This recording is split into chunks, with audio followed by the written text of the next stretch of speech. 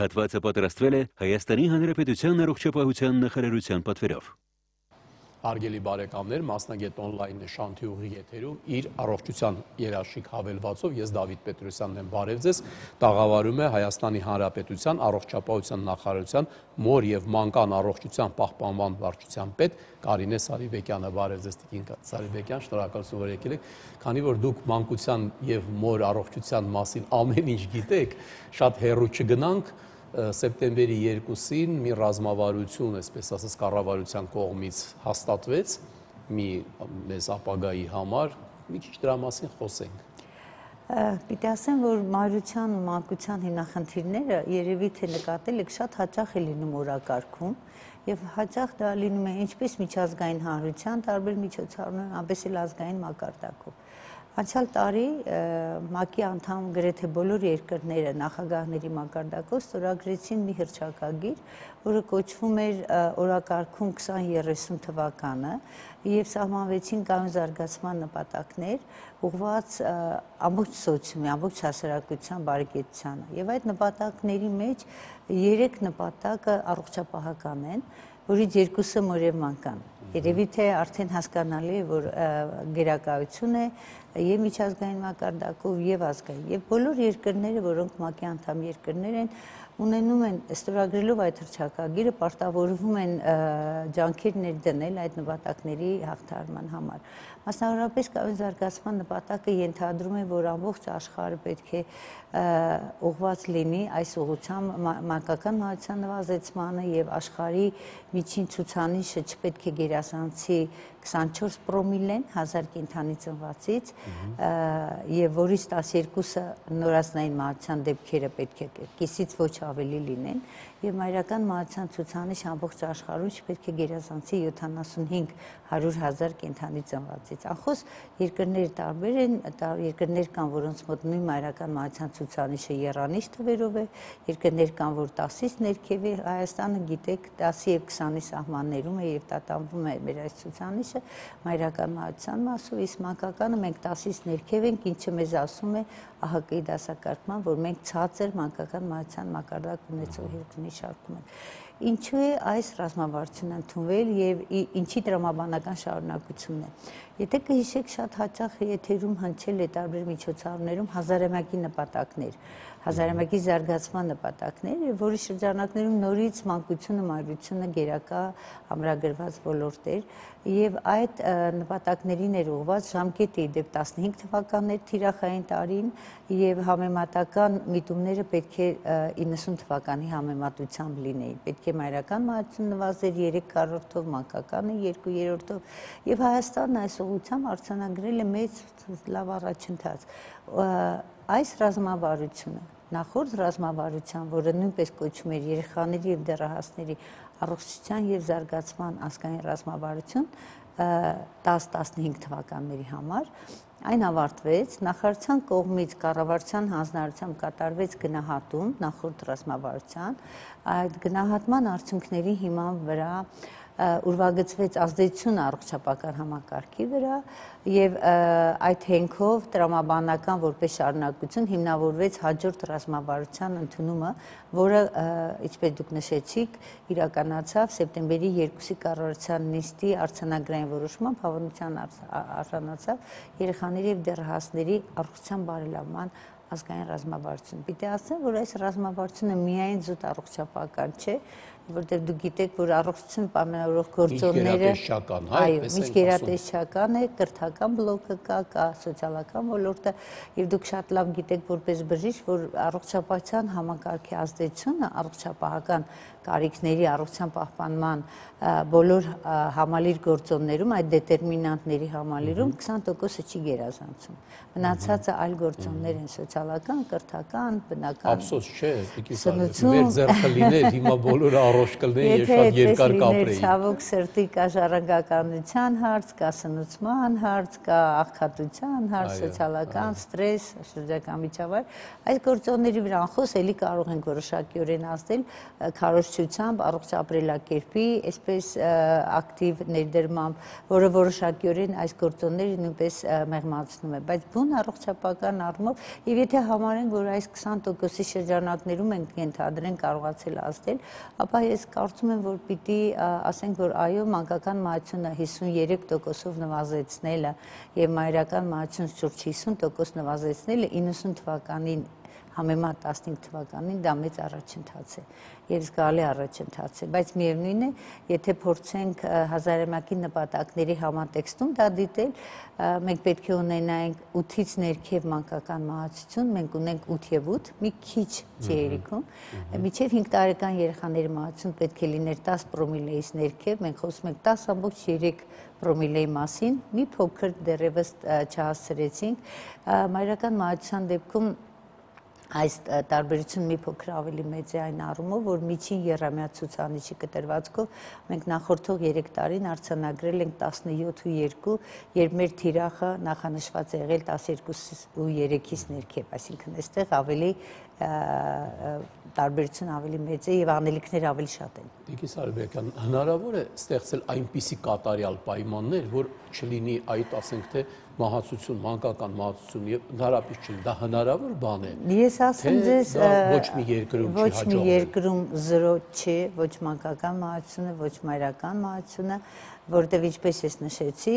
գործոնները բավականին շատ են, պատճառները շատ են, նույն ժառանգական տարբեր հիվանդությունները եւ բնապահպանական խնդիրները եւ ցանկացած երկիր մեծ զարգացումներ ունենալու պարագայում մանկական մահացությունը 3-4 պրոմիլեից ներքև չի կարողանում իջեցնել, նույն Ճապոնիան եւ ամենազարգացած երկրներում նույնը մայրական մահացություն։ Այսինքն կան իրավիճակներ, որ կառավարելի չեն, կանխելը անհնար է այն իմաստով, որ դժվար կանխելի եւ մեզնից մեր համակարգից չկախված գործոն է, բայց իհարկե նվազագույնի կարելի է հասցնել։ Եվ այս առումով որքան ցածր է ցուցանիշը, այնքան ավելի իջացնելը անխոս ավելի դժվար է։ Այս պարագայում մենք այս հաջորդ ռազմավարության մեջ ավելի մեղմ, այսպես ավելի քիչ ամբիցիոզ նպատակներ ենք դրել այն առումով, որ մենք նախատեսում ենք այդ 5 տարվա ընթացքում 16-20 թվականի ընթացքում ակնկալում ենք, թեև այդ ցածրից ավելի ցածր գնալը շատ դժվար է եւ կարծում եմ էլի ամբիցիոզ է 15-ից 20%-ով կրճատել մայրական մահացությունը։ Այդ ուղեցույցները մենք ունենք, հա, ինչ է մենք պետք ունենք անել այդ դրան թիրախները, մենք ռազմավարությունը անխոս չի միայն փաստաթուղթ, ռազմավարությունը ենթադրում է նաեւ գործողություններ, հետեւաբար նրանքից կան միջոցառումների ծրագիր եւ այդ միջոցառումների ծրագիրը հստակ նախանշում է կոնկրետ գործողություններ, ինչ պետք է անել բարելավելու համար բուժօգնության մատչելիությունը, որակը, մասնագիտական հմտությունները, այսինքն այն ինչը որ կախված է մեզնից, այդ դաշտում օրենսդրական կարգավորումները, նորմատիվ փաստաթղթերը, ուղեցույցները ապացուցահեն, որ դուք շատ լավ ծանոթ եք, գիտեք, որքան կարևորում է։ Եվ բոլոր այդ միջոցառումների համալիրը հենվում են ԱՀԿ մի սկզբունքի վրա, որը կոչվում է կյանքի ցիկլի նկատմամբ մոտեցում։ Այսինքն, երբ մենք դիտարկում ենք խնդիրը ոչ միայն մի որոշակի թիրախային խմբի համար, այլ դիտարկում ենք ամբողջ կյանքի ցիկլի ընթացքում պետք է ունենանք առողջ դեռահաս, ճիշտ է, որ ունենանք առողջ մայր։ Առողջ մայրը կունենա առողջ նորածին, եթե նորածնային շրջանում առողջության ազդեցությունը բացասական նվազ լինի։ Եվ այդ փոքրիկ ունենա առողջ տատիկ։ Օրինակ տատիկը չի վերարտադրում ցավոք սրտի, բայց շատ է սիրում թորնիկի։ Բայց տատիկը ապահովում է թորնիկի միջավայրը, այդ սիրո եւ քնքշանքի եւ իհարկե երիտասարդ դեռահաս դառնալով նորից առողջ սերունդ կարող են ունել։ Այս ամբողջականության մեջ ենք դիտում մեր միջամտությունները եւ մեր միջոցառումները պարոն Պետրոսյան ուղղված են համակարգային հիմնական գործառույթներին։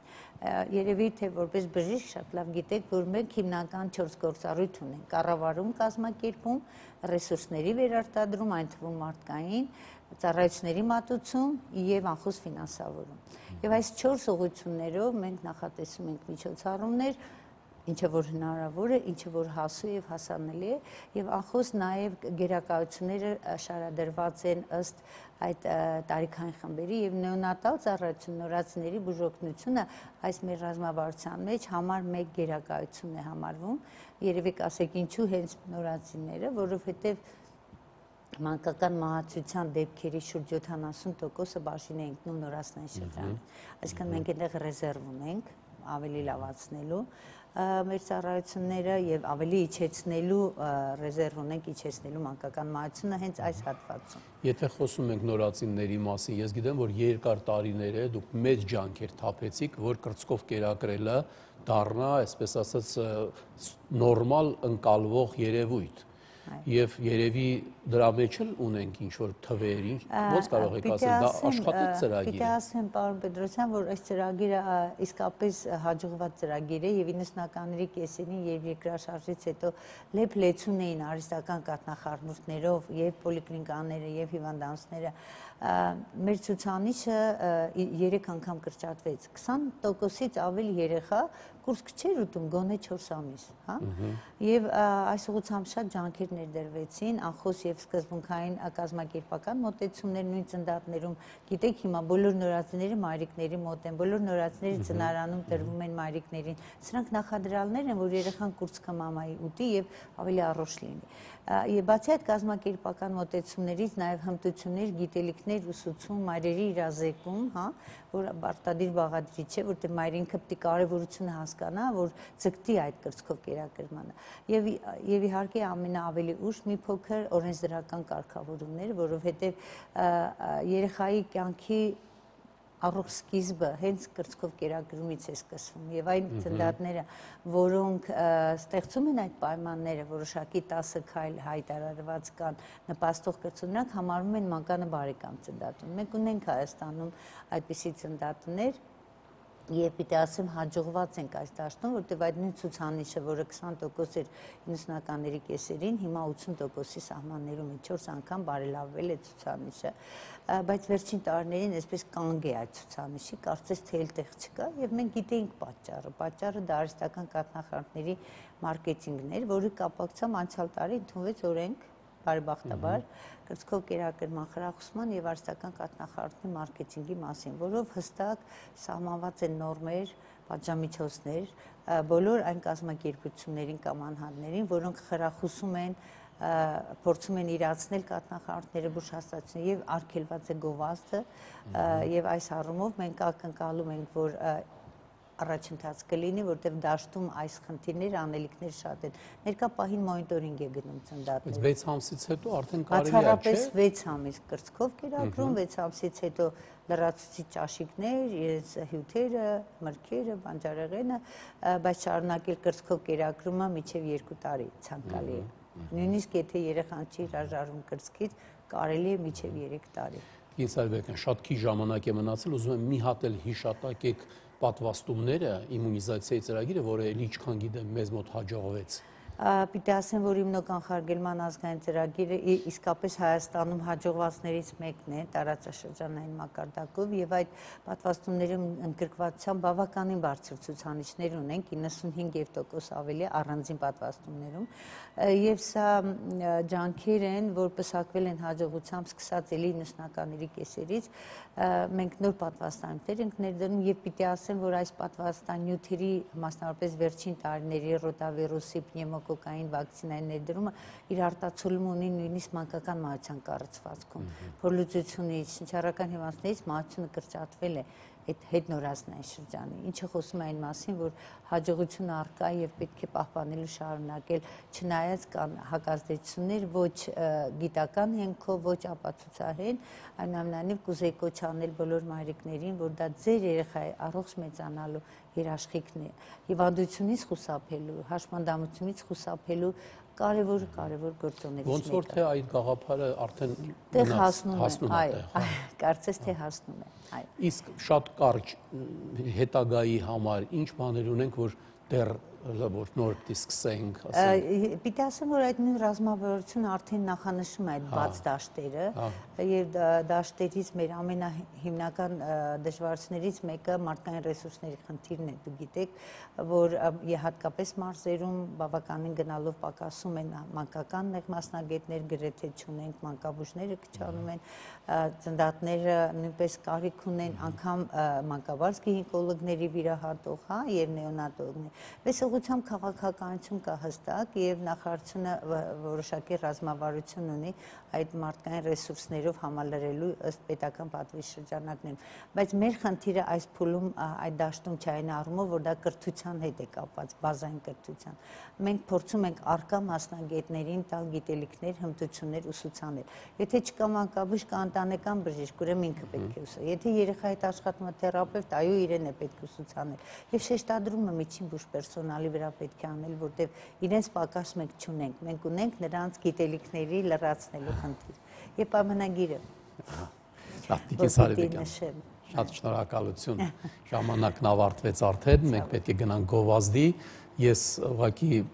հիացած եմ ձեր մոտեցումով, ճիշտ ասեմ, քանի տարի ես արդեն կողքից այսպես ասած տեսնում եմ, թե ինչքան հետևողական եք դուք այս ամեն ինչի, ինչքան դուք ուղղակի ջանքեր եք թափում ձեր ամբողջ գիտելիքներով եւ հեղինակությամբ, ինչի համար, որ այս ամեն ինչը մեր երեխաները առողջ լինեն եւ այդ մնացած բանը նորմալ գնա։ Շատ շնորհակալություն, սիրելի բարեկամներ, տաղավարում էր Հայաստանի Հանրապետության առողջապահության նախարարության մոր եւ մանկան առողջության պահպանման վարչության պետ Կարինե Սարիբեկյանը։ Գովազդից հետո շարունակենք մասնագետ on-line-ը։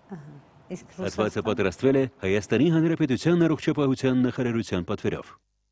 Շարունակում ենք մասնագետ on-line-ը, տաղավարում է Aeroflex բժշկական կենտրոնի հիմնադիր տնօրեն, ֆիզիոլոգ Արմինե Գրիգորյանը։ Բարև ձեզ Արմինե։ Չանցավ 12 տարի եւ մենք կրկին հանդիպում ենք, չնայած դրանց մեջ էլի հանդիպել ենք, բայց գիտեք 12 տարին արդեն լավ թիվ է։ Դուք որ նոր եկաք պիցերի ասպիրանտուրայից հետո, ինչքան գիտեմ, եւ ներկայացրեցիք ձեր մոտեցումը մարդու առողջացման, որոշ հիվանդությունների կառավարելու, բան, այդ շատ հետաքրքիր էր եւ 12 տարի է դուք դրանով զբաղվում եք, ոչ մեկ էլ այտենց ոնց որ դուք այդ հարցերով չէր զբաղվում։ Ես ուզում եմ իմանալ, այ ձեր տպավորությունները,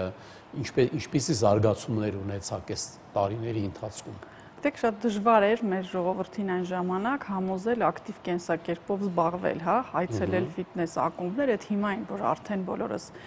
բավականին զարգացել ենք, հաճախում ենք, բայց այն ժամանակ միայն մի քիչ երիտասարդները եւ այլը կարող էին իրենց թույլ տալ զբաղվել ֆիթնեսով, այն էլ շնչառական յոգայով, բուժական ֆիզկուլտուրայով, իսկ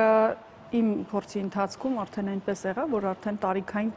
սահմանափակումներ էլ չեղան եւ ես տեսա եւ տատիկներ, հա, 70-80 տարեկան պապիկներ, որոնք այցելում էին ինձ մոտ ու սկսում էին շնչել, շարժվել եւ երեխաներ։ Չէ՞, Aeroflex դա շնչառությունն է։ Այո, օդով ճկունացում դա իմ հեղինակային մեթոդն էր, որը ես մշակեցի եւ զարգացրեցի, որպես հասկացող տարբեր բուժական շնչառական տեխնիկաների հիման վրա, նաեւ հազարամյակներից եկող յոգայի, ցիգունի փորձը օգտագործելով, բայց հարմարեցնելով մեր կենսակերպին, ավելի ռացիոնալ դարձնելով, որովհետև մեր մարդը չի սիրում երկար սպասել բուժվելու, այսինքն եթե դիմել է, ուզում է հենց մի օրում փոփոխություն ստանալ։ Եվ փորձում ենք այս մեր 12 փորձի ընթացքում տալ այդ ամենը, որովհետև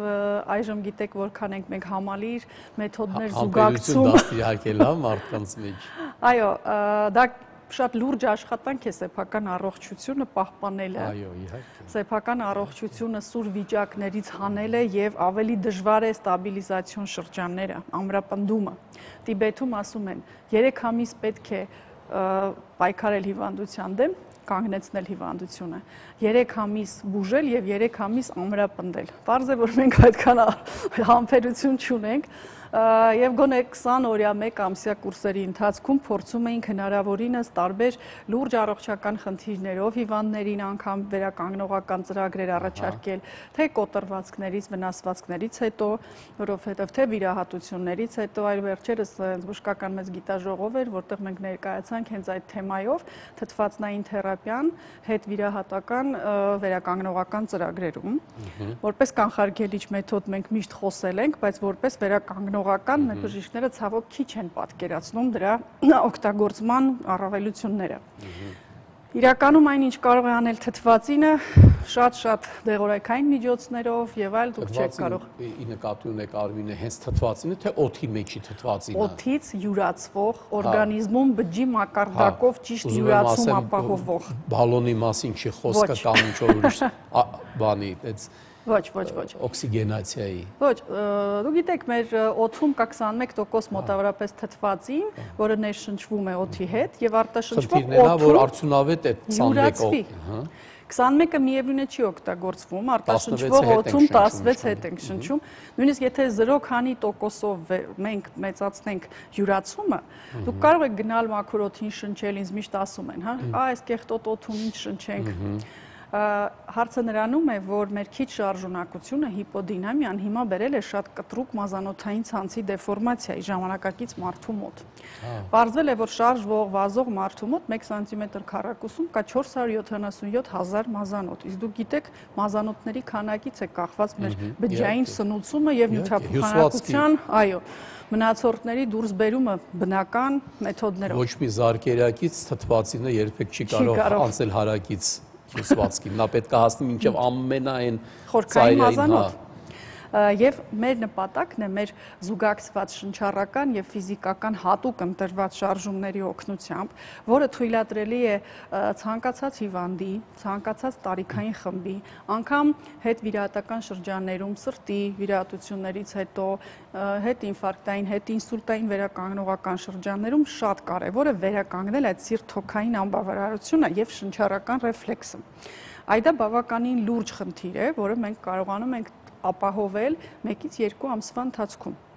Եվ հետո, երբ ռեֆլեքսը ձևավորվում է, հիվանդն ինքը տանը կարող է կատարել այդ շարժումները ինքնուրույն։ Շատ ցավոք մեր վիրահատություններից հետո չի տրվում համապատասխան գիտելիքներ, ինչպես հիվանդը շնչի։ Հիմա չափից դուրս շատ են վիրուսներից, ինֆեկցիաներից հետո կրկնակի եռակի անգամ թոքաբորբով հիվանդացողները։ Եվ հիմա մոտենում է այս շրջան, նորից է սեզոնային վիրուսները կսկսվեն, արդեն սկսվել են։ Այո, սկսվել են ցավոք, եւ մենք չունենք դիմադրողականություն, չունենք իմունիտետ, ինչու՞։ Որտեւ նստած մարդը երբեք իր թոքի փեշերով չի շնչում։ Ստոծանին խեղդված վիճակում է եւ այդ հզոր մկանը, որը 4 անգամ ուժեղ է սրտամկանից, որ իր մի կծկումով կարող է դուրս արտամղել ամբողջ այդ կանգային խառնուրդ կեղտոտ օդը, այնտեղ նստած մանրեներով, մնացորդներով չի դուրս մղվում։ Բնական է ինչ ինֆեկցիա գա, լավ առած սնունդ ունի օգտվելու եւ արագ վերակցվում է թոքաբորբերի, աբսեսների եւ այլ եւ այլ։ Եվ եթե դուք սովորում եք ճիշտ շնչել, նախ գրեթե տարիներով կարող եք վիրուս գրիպ չտանել, եթե տանեք էլ շատ մակերեսային։ Շատ հաճախ լինում է տաքությունով գալիս են, ջերմությունով մարդիկ դահլիճ եւ շնչառական մարզումից հետո չկա տաքություն, որովհետեւ այրում է գնում, ինտենսիվ թթվածին է, էներգիա, տոնուս է տալիս եւ ինչի մասին էի խոսում, որ մազանոթով մինչեւ վերջնական բջիջ հասցվում է ձեր սնունդը, վիտամինը, միկրոէլեմենտը եւ այնտեղից դուրս է բերվում ամբողջ տոքսիկացիան։ Ցավոք, էկոլոգիայի այս վիճակը նաեւ աղտոտված վիճակ է ստեղծել մեր ներքին միջավայրերում։ Դա մեր աղեստամոքսային տրակտ, մեր արյուն, հեղուկ միջավայրեր միջբջջային, հեղուկ, ավիշ, այդարի ամենալուրջ խնդիրը դա ավշի մաքրումն է ցավոք, որը ոչ մի մեթոդով բժշկական, կլինիկական չի։ Որ այդ ավիշը հենց դրա համար է, որ ինքը մաքրի։ Եվ ցավոք չկա մեր կլինիկայում, հա, մեր հիվանդանոցներում մենք ստուգում ենք արյուն, ստուգում ենք արյան, անալիզներ։ Տպավորությունն է, ոնց որ այդ համակարգը գոյություն չունի, լիմֆատիկ համակարգ գոյություն չունի։ Բայց հիմա ամբողջ աշխարհում առողջ ապրելակերպ հետևորդները գիտեն, որ պետք է մաքրել ավշային համակարգը։ Եվ դա պետք է մաքրել միայն թթվածնով։ Թթվածնի իոնների վիճակի ակտիվացնել այդ դուրս բերումը։ Ֆիզիոլոգները Իտալիայում կատարել են փորձ, միշտ գիտեին, որ ավշատի անոթները, հա, մկանային սեղմումների ժամանակ են ակտիվանում։ Տալիս են սպորտսմենին ծանրաբեռնվածություն, վազում է, նստում է, ավիշը կանգնած է, այդ դատչիկները չեն աշխատում, շարժ չկա։ Ցանկացած ծանրաբեռնվածություն ֆիզիկական տալիս են, չի աշխատում։ Երբ սպորտսմենը հոգնած նստում է եւ սկսում է խորը ստոծանիական արտաշունչեր կատարել, նոր սկսվում է լիմֆայի հոսք։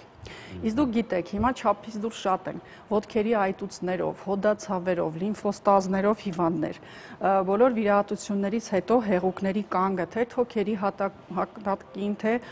հյուսվածքներում, որտեղ վիրահատություն է կատարվել, եւ դա բավականին լուրջ վիճակ է ստեղծում հիվանդի վերականգնման համար։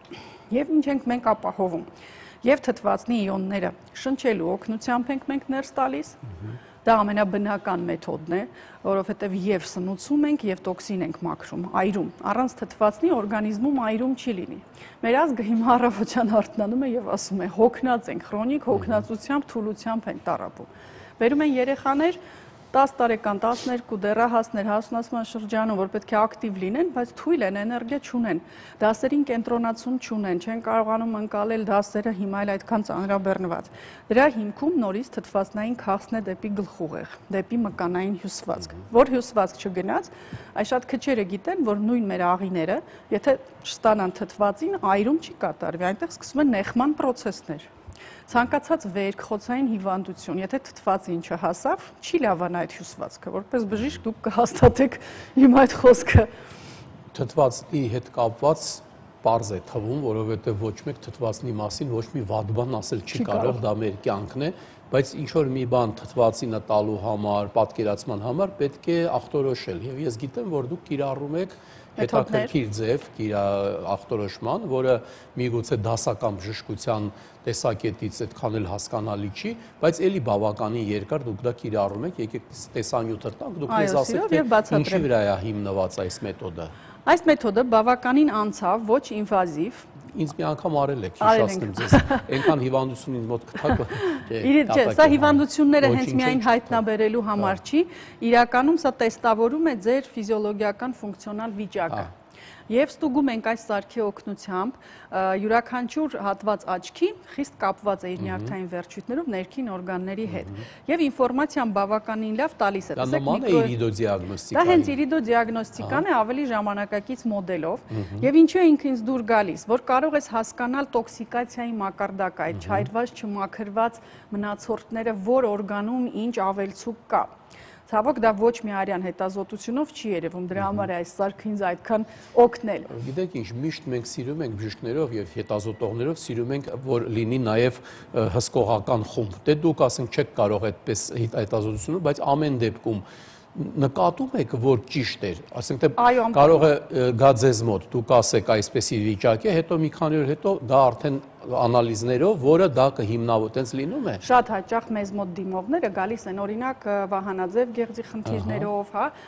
հակամարմինները բարձր եւ այլն։ Այդ ֆոնը շատ կապված է ընդհանուր օրգանիզմի տոքսիկացիայի, լյարդի ֆիլտրացիոն ֆունկցիաների խանգարման հետ, որը մեր սարքով շատ ավելի նախաշեմերն է ցույց տալիս։ Այսինքն դեռ հիվանդության կարող է չվերածվել, բայց ծանրաբեռնվածություն լինել օրգանում։ Դրա համար այս սարքը նախատեսված է ավելի շատ առողջ ոտքի վրա մարդկանց ստուգելու համար։ Մանավանդ որ անվնաս է, չէ՞, ինչ կա, ինչ պրոբլեմ է։ Անցավ, անվնաս, ոչ ճառագայթում է, ընդհանրապես ֆոտո է եւ ինֆորմատիվությունը շատ բարձր է։ Մենք ինքներս բժիշկներով հաստուգում ենք ձեր ասացի պես։ Եվ դուք որ նկատում եք ինչ որ մի լարվածություն եւ այլն եւ խորհուրդ եք տալի դա ավելի խորը հետազոտել։ Եթե զգում ենք, որ հեպատիտի ինչ որ կասկած կա կամ ավելի խորը, մոտավոր եմ ասում, անպայման ուղարկվում է համապատասխան հետազոտության, եթե խոսքը վերաբերվում է այն աստիճանին, որը մենք հաստատվում է այդ ասածը, կարող է հեպատիտը, այո, շատ հաճախ, ասեմ ձեզ, մեզ մոտ գալիս են նաև տարբեր կլինիկաներ արդեն հետազոտվելուց հետո, իրենց բուժումները անելուց հետո, եւ էլի մի շատ այսպիսի ասեմ, որ բուժումներից հետո անտիբիոտիկներից, ծանր կորտիկոստերոիդ, հորմոնալներից հետո գալիս է շատ լուրջ թունավորում, որի հետևանքները հիվանդը սուր վիճակից կարծես թե դուրս է եկել, բայց չի կարողանում ամրապնդվել։ Այս ժամանակ մեր օգնությունը իհարկե շատ արագ է լինում, որտեղ այդ տոքսիկացիան մաքրող մենք ունենք սարքավորումներ, որոնք աշխատում են թթվածնի իոններով։ Մենք ունենք հիդրոդուշ սպա իոնոթերապիա է, որը էլի թթվածնային իոնները մաշկով, ծակոտիներով տալիս օրգանիզմին եւ այդ այրումը լիմֆայի արյան մակարդակով, հեղուկների մակարդակով շատ արագ, ալերգիկ ցանավորումների, այտուցների, հոդացավերի, ավելորդ ճարպային աղային կուտակումների մաքրման համար։ Եվ ընդհանրապես այդ հիդրոդուշը կոչվում է նաև ծայրամասային սիրտ, որովհետև ակտիվացնում է մազանոթային ցանցը։ Մեր բոլոր մեթոդները, թե շնչառական վարժությունները, թե նորագույն մերսման տեխնիկաներ, որոնք մենք կիրառում ենք մեր կենտրոնում որպես ֆիզիոթերապևտիկ մեթոդներ, դրանք ուղղված են նույն մազանոթային ցանցի աշխատանքին, լիմֆոդրենաժին, այսինքն այդ թույների հեռացմանը, ճարպերի այրմանը, դա հիմա մոդա չի նիհարելը, մենք գիտենք, որ ճարպակալումը դա լուրջ հիվանդություն է։ եւ չհետևելու դեպքում սիրտանոթային, գլխուղեղային եւ այլ տարբեր խնդիրներ է առաջացնում, ել չասեմ, որ հասունացման շրջանում թե տղաների, թե աղջիկների մոտ ինչպիսի հորմոնալ շեղումների պատճառ է դառնում։ Մյուս կողմից մեր ուղղվածություններից մեկը միշտ հանդիսացել է մանրեների, պարազիտների, մակաբույծների ախտորոշումը։ Ինչպես ասեցի, կեղտոտ օրգանիզմում նրանք շատ լավ կարող են հարմարվել, տարիներով մեր մեջ ապրել, բավական է մի սուր վիրուս կամ ստրես եւ նույն ճիճվագրության ֆոնը կարող է արտահայտվել։ Որտեւ մենք գրեթե 95% հա վարակակիր ենք, այսպես է ասում համաշխարհային միջազգային կազմակերպությունը, որ գրեթե 95% մենք վարակակիր ենք, բայց բոլորիս մոտ չի, որ նա կարող է արտահայտվել։ Թաքնված կարող է տարիներով մնալ։ Մենք դիմադրենք, մինչև որ այդ իմունիտետը ինչ-որ մի բան է կատարվում, մեկ էլ մարդը։ Եվ ցավոք ասեցի, որ հիմա շատ հաճախ է, որ այդ իմունիտետը թուլանում է ստրեսերից, կենսակերպից,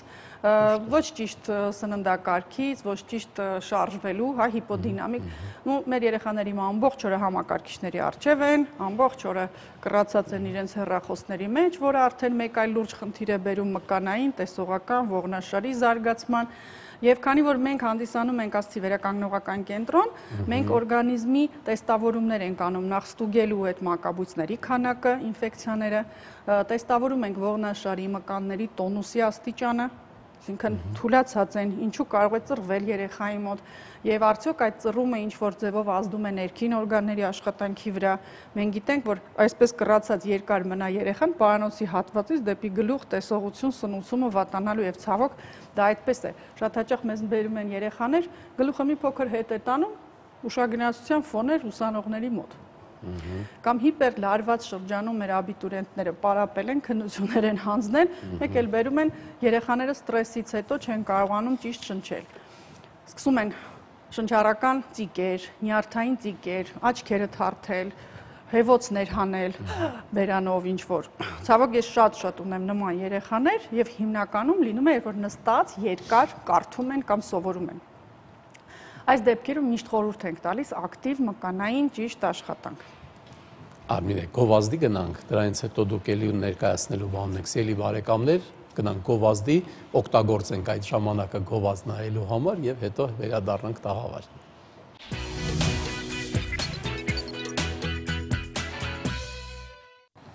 Շարունակում ենք մասնագետ on-line-ը, տաղավարում է Aeroflex բժշկական կենտրոնի հիմնադիր տնօրեն, ֆիզիոլոգ Արմինե Գրիգորյանը։ Արմինե, մենք զանգում ենք, լսում ենք, ալո։ Բարև ձեզ։ Բարև ձեզ։ Ուրախ եմ ձեզ կրկին անգամ եթերում տեսնելու։ Շնորհակալություն։ Ուզում եմ իմ հարցը ուղղել այսպես, ինչ հիվանդություններ են բուժվում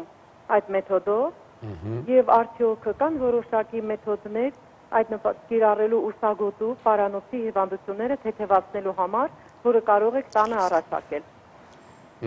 Շնորհակալություն հարցի համար։ Ես չլսեցի, ճիշտն ասած չէր լսում։ Հա, ես ասեմ, տիկինը հարցում էր, թե այդ մեթոդով շնչառական լավացնելով շնչառական այդ process-ը ինչ հիվանդություն կարելի է բուժել եւ արդյոք կարելի է որոշ պարանոցի ըստ երևույթին օստեոխոնդրոզի հետ կապված թե ինչ որ բաներ առաջարկել տանը անելու համար տան մեջ։ Ես ասեմ, քանի որ մեր վարժությունների կոմպլեքսների մշակած շատ են 3000-ից ավել բուժական ֆիզկուլտուրայի էլեմենտներ են իրենց մեջ ներառում, մենք սիրով բոլորին հրավիրում ենք մեկ անվճար շնչառական մարզման, բացի այդ շաբաթական 2 անգամ չորեքշաբթի եւ ուրբաթ օրերին մեր կենտրոններում կամ Մաշտոցի կամ Քոչարի մեր համարներով կարող են զանգահարել նախապես իմանալ, տարբեր թեմաներով իրականացվում են մեր մասնագետների կողմերից բաց դռներ, այսինքն անվճար խորհրդատվություններ, հարց ու պատասխանների հնարավորությամբ, որպեսզի ավելի մանրամասը պատասխանեմ այդ հարցին, շատ ցանկալի կլիներ ձեզ տեսնել մեր կենտրոններում, սիրով ավելի խորին կարելի ասել բացատրություն կտրվի բոլոր խնդիրների։ Եվ երևի ինչ կարելի անել տանը էլի այդ ժամանակ կասել, այո, չէ՞ այնտեղ որտեղ հիմա գիտեք, եթե չգիտես հիվանդի խնդիրը, չի կարելի նաև վնասել։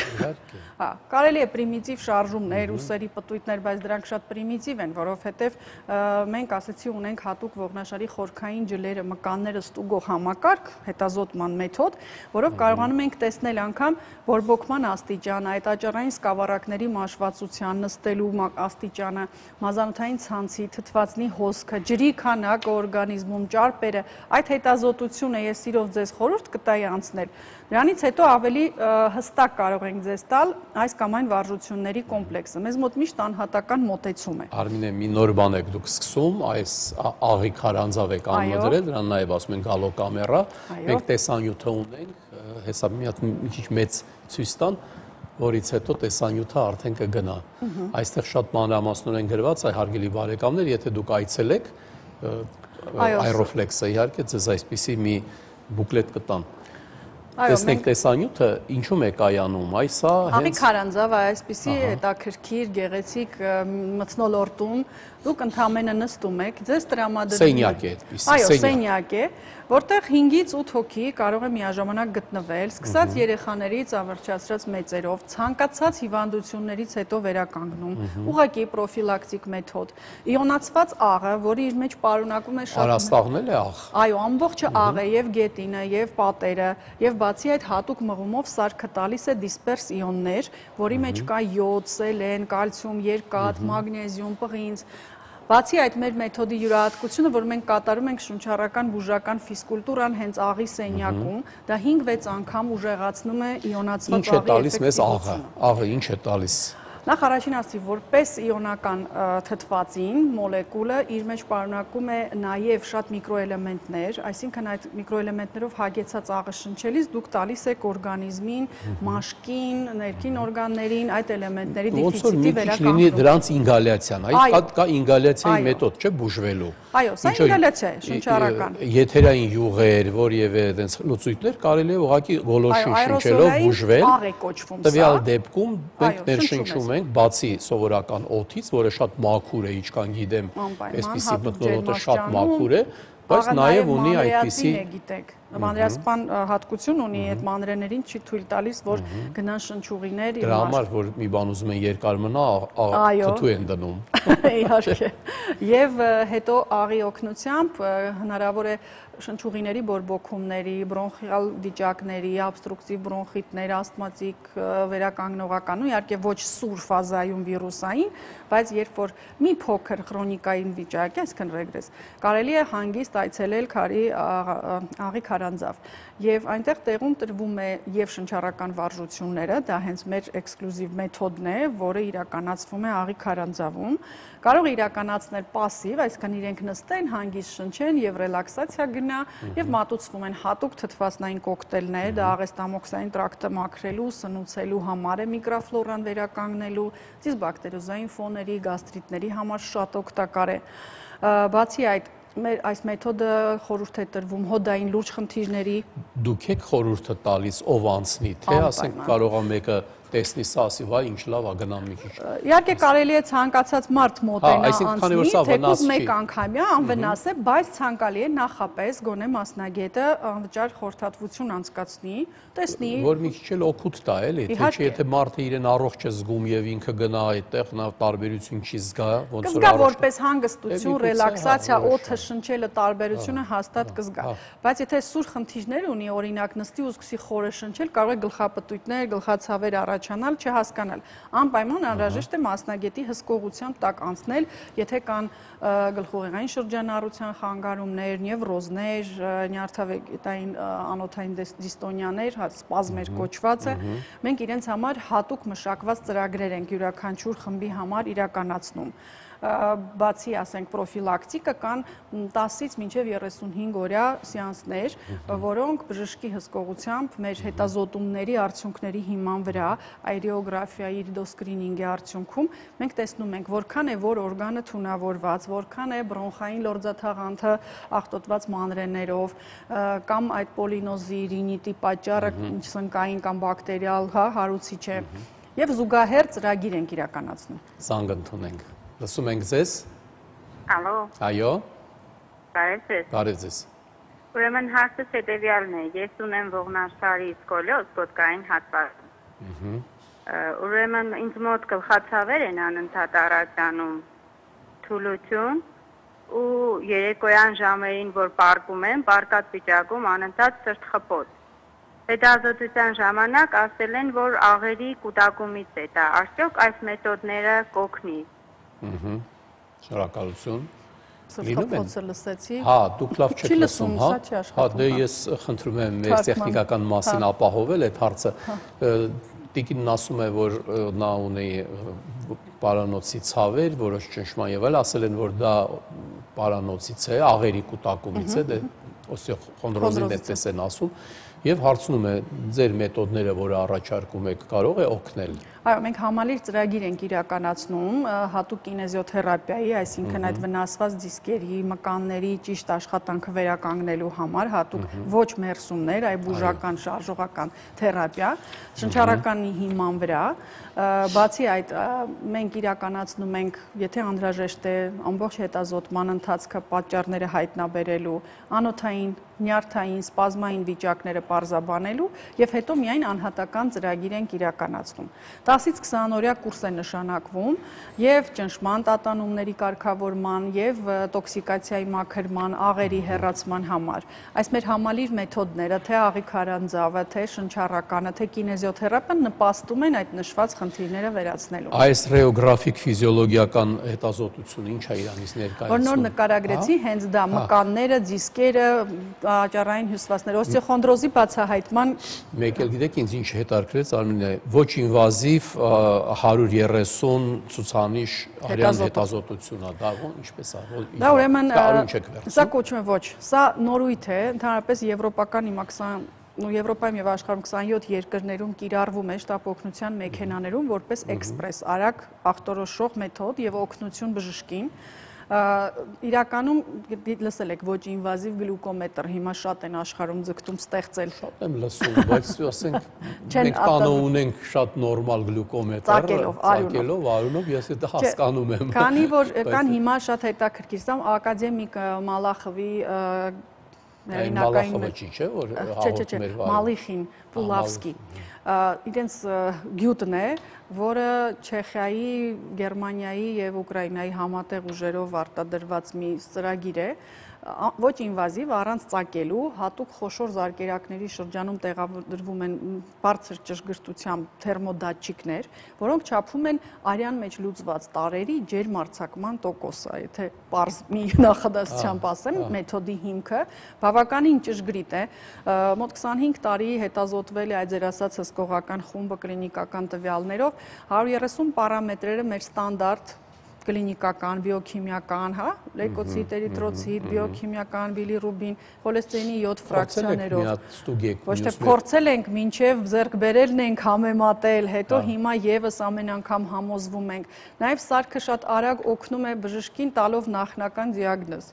Այս շատ սերտիֆիկատ ամեն ինչ, թույլտվություն ամեն ինչ ունի։ Բոլորը։ Ինքը նախատեսված է վերականգնողական կենտրոններում, որ ուղղակի ընթացիկ հետազոտությունը անեք, րոպե մեկ չծակեք, րոպե մեկ արյուն չվերցնեք։ Այո, եւ շաքարը, եւ ամենակարևորը ինձ ինչն է դուր գալիս, թթվածնի եւ ածխաթթվի բալանսի ստուգման մոտ 30 պարամետր ունի։ Միկրոցիրկուլյացիա, երակային ճնշման, EKG-ի նման տվյալներով ճնշումը չափած միանգամից տվյալները դուրս են գալիս։ Երկաթի, տրանսվերինի, ֆերմենտային, որոշ հորմոնալ, հա, կարևորագույն տվյալներ։ Ամենաշատը ինձ դուր է գալիս նաև, որ ստուգում է, որ հյուսվածք ինչ քանակով է թթվածին արյուն մատակարարվում։ Դա նույնպես մենք ոչ մի կլինիկական հետազոտությամբ չենք ստանում։ Դա շատ կարևոր է։ Ինչու գլխուղեղ քիչ է գնում, մարդը գալիս ասում է գլխացավեր ունեն, պատճառը չեն պարզաբանում, հա, դա կարող է լինել նույն օստեոխոնդրոզից, նույն թթվածնային քաղցից։ Արմինե, որպես դասական բժիշկ մի հարց տամ էլի ձեզ, լինում է, որ այդքան էլ պարզ չի, որ ինչն է հիվանդությունը կամ հիվանդությունը կարող է վտանգավոր զարգացումներ ունենա, դուք նկատում եք տենց բաներ եւ ուղղորդում եք, ենթադրենք, այնպես տեղ, որտեղ որ մարդուն միգուցե պետք է վիրահատել։ Բնականաբար։ Եթե ասեմ ձեզ, այդ նույն ծրագիրը ունի բջիջների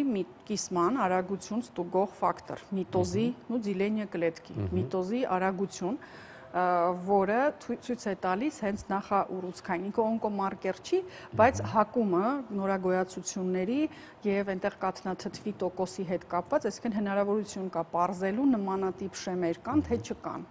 Դա նույնիսկ վերաբերվում է միոմաների, այսինքն ոչ չարորակ, հա, այսինքն բարորակի պոլիպներ, պապիլոմաներ, նման ֆոների Այսինքն դուք հակումը։ շատ լավ գիտեք, թե ինչ աստիճանի դուք կարող եք օգնել, դրանից ավել չեք փորձում անել։ Մենք վերականգնողական կենտրոն ենք, մեզ չենք վերագրում, հա, Հիվանդանոցի, օնկո եւ այլը, հա, հա։ բնականաբար մենք շատ սերմ համագործակցում ենք տարբեր նեղ մասնագետների հետ, թե սրտաբաններ, թե թոքաբաններ, նևրոլոգներ, հա, իսկն մեզ ուղարկում են իրենց բուժումներից հետո վերականգնումների, որպեսզի ընդհանուր հսկողություն գնա։ Դա ամենակարևորն է։ Ժամանակը սպառվեց, Արմինե, սիրելի բարեկամներ, ներկայացրեցինք կենտրոն Aeroflex կոչվող, որտեղ առաջարկվում են մեթոդներ, որոնք կապված չեն դեղերի հետ կամ ուրիշ դասական, միգուցե մարդիկ կան, որ այդպես ավելի շատ են սիրում, փորձված կենտրոն է եւ դուք ինքներդ ծանոթացաք։ Շնորհակալություն, ստեսություն, մի հիվանդացեք։